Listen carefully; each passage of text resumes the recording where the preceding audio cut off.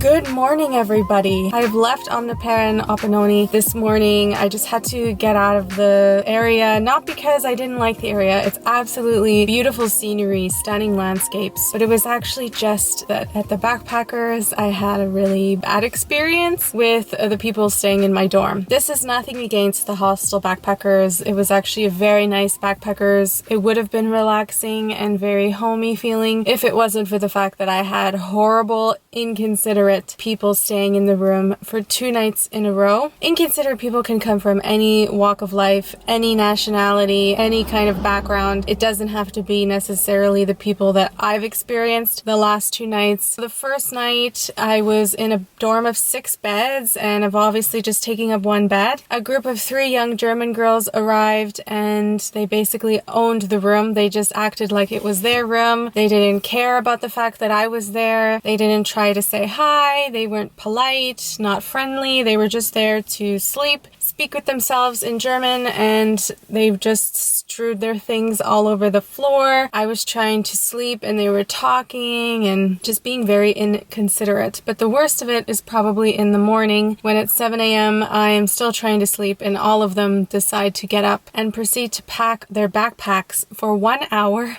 in the morning. You know, not doing a considerate thing like taking all the things they need, bringing it into the lounge, closing the door to the dorm and packing their bags in another room because, you know, someone else is trying to sleep in the room. No, they packed the bags and got ready right inside of the dorm room, talking very loud in the morning, full volume, and they're speaking German, so I don't understand. It just sounds like noise to me when I'm trying to sleep. And, you know, the amount of zippers and rustling of their backpacks for 1 hour, I was just ready to lose it. I was so frustrated and they didn't care. They just kept doing it, and finally after an hour they left and I was awake. There was no going back to sleep. So okay, one night, yeah, you know, that's the risk of staying in a dorm room. Very, very bad luck because I was in a very off the beaten path kind of place. But you know what? One night, that's fine. I decide to extend another night and the owner of the hostel informs me that it is another sold out room. This time a group of 5 coming to stay in the dorm. So me being the odd one, I'm only the last one in the room for the 6th bed. I'm thinking, well, you know, there's not much I can do. I've already slept in this bed. I don't want to be that person that's being demanding, asking to switch rooms. So, you know, I think, well, maybe these next 5 people coming to stay will be more considerate. No, actually they were worse because it was more of them. Another group of 5 young German girls arrive at 9 p.m. and they proceed to stay up till midnight and they're listening to music loudly. At least they're outside and they've shut the door and then I've shut the bedroom door. But as soon as they all came in to get ready for bed, 1, 2, 3, 4, 5 of them, all very loud. When clearly I'm in the bed, the lights are off, I have an eye mask on, I have earplugs in, trying to sleep, but I cannot because they are being so disrespectful, laughing, speaking at full volume, of course, unpacking their things, getting ready for bed, which I anticipated, but the talking is just so inconsiderate. I can't even fathom, like,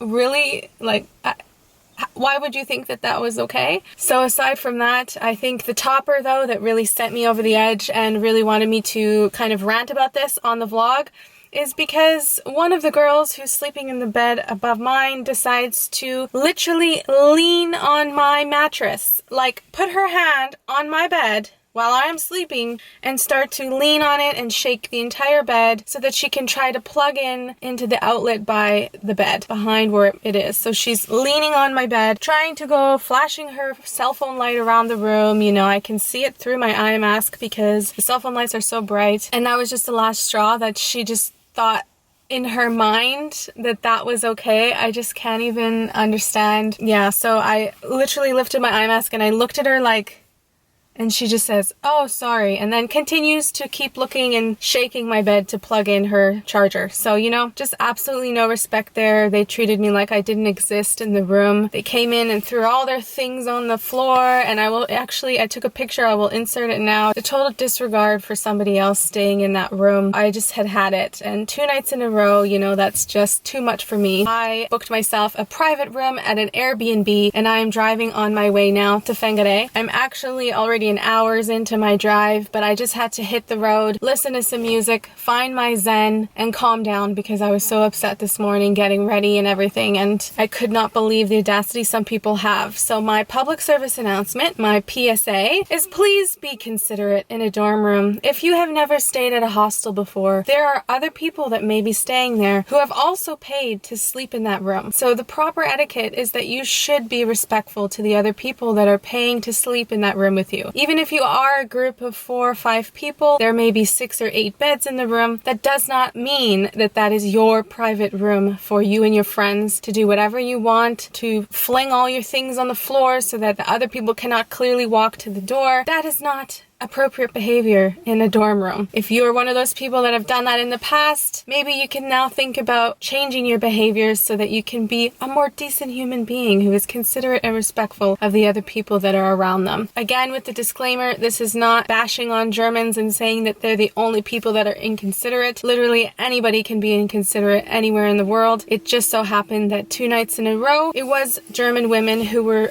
exhibiting this behavior that was so highly inappropriate. It just blows my mind that somebody could be that disrespectful. So I have taken it upon myself now to have a private room, have my privacy again, and try to build a plan on where I want to go next. So my road trip is finished. Yesterday I saw the last thing that I wanted to see, Kaiwi Lakes, and that was gorgeous. And that was it. My road trip of the Northland was done at that point. I had seen everything that I wanted to see. All right, thanks for listening. If you made it to the end of this rant, thank you. Give this video a like.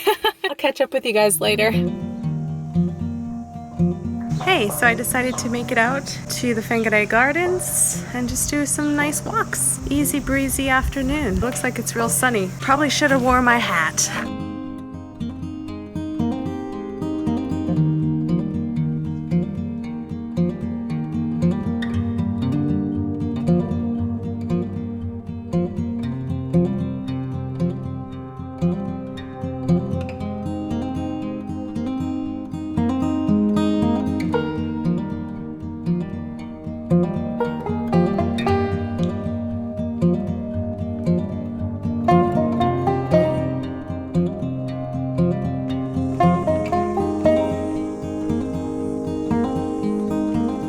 Those are beautiful gardens. I definitely recommend a visit, and it's only donation only to get into here, so definitely worth a stop if you're in Whangarei.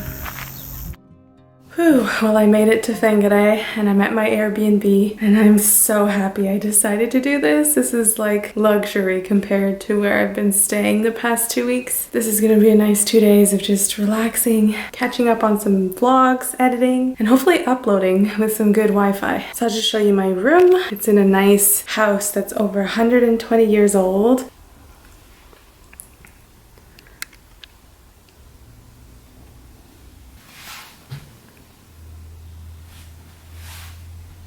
So that's my room. I have 2 nights here and I'm just gonna enjoy it. Good morning. I am here at a beautiful beach. Almost have the place to myself. There's only a couple people dotted on the beach. And this is a beautiful bay. It's along the Tutukaka coast and this is Matapori, I think it's called. I decided to drive up here just to see it because I missed it last time I was here and I wanted to come back. And I can see the Poor Knights Islands from the coast here, so that's awesome. This is a beautiful area of the Northland. Highly, highly recommend you do a side trip out here along the coast on the east side of the Northland.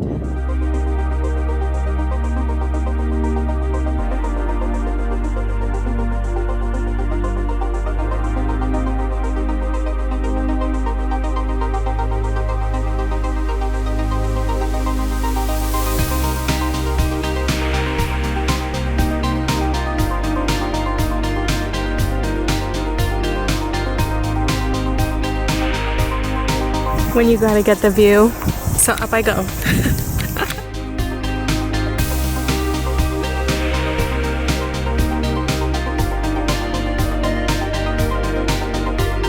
Made the climb.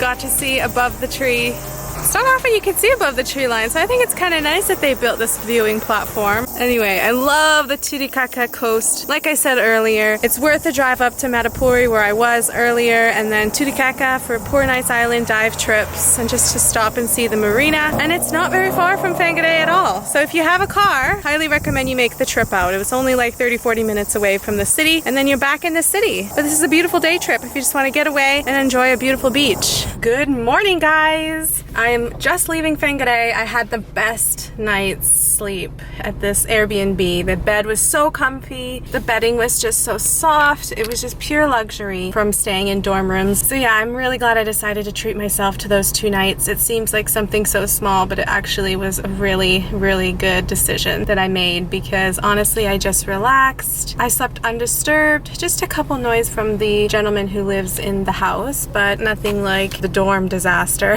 I was able to use the free unlimited high-speed Wi-Fi to upload some vlogs that had been sitting because there just hasn't been good enough Wi-Fi. So yeah, I definitely made use of the Airbnb. I spent a lot of time there, but I also got out and explored the area around Whangarei. And today I'm heading down south. So I'm not going to Auckland yet. I'm just going about like an hour before Auckland to an area that is a natural marine reserve. It's where Goat Island is located. It's where Snell's Beach is, and I managed to track down a backpackers. It took like an hour and a half of searching online trying to find a lodge that was affordable to stay at because a lot of the accommodation was very expensive. Eventually I found it and I'm going to be staying there for 2 nights, and my tenacious spirit found a backpackers in the middle of this area that I wanted to go, like literally exactly where I wanted to stay. I ended up finding it, so super stoked about that. This is an unlisted backpackers. It's not on any booking websites. I found it by doing a search on Airbnb and they were listing a private room outside of the backpackers. Hopefully it's good. The reviews on Google Maps said it was good. Obviously you gotta go there and see it for yourself, so I'm excited. There's definitely some cool things that I'm gonna get up to in the area. There's a boat trip that I'm gonna do with a clear glass bottom boat. Of course, beautiful beaches along the west coast of this Northland area. That's the kind of itinerary for the next few days, but for now let's hit the road and make it down to this area. So let's go!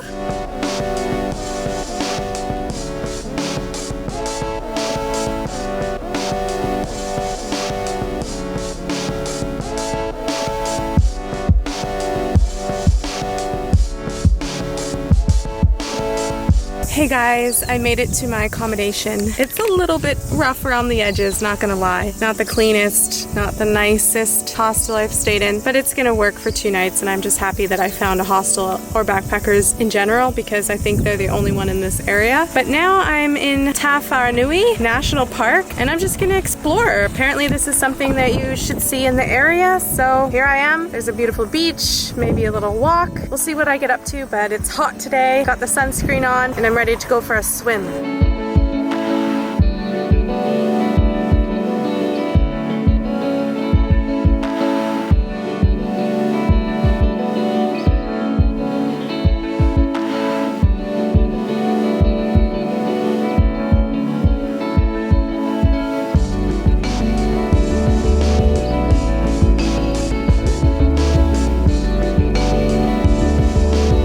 This is a beautiful beach.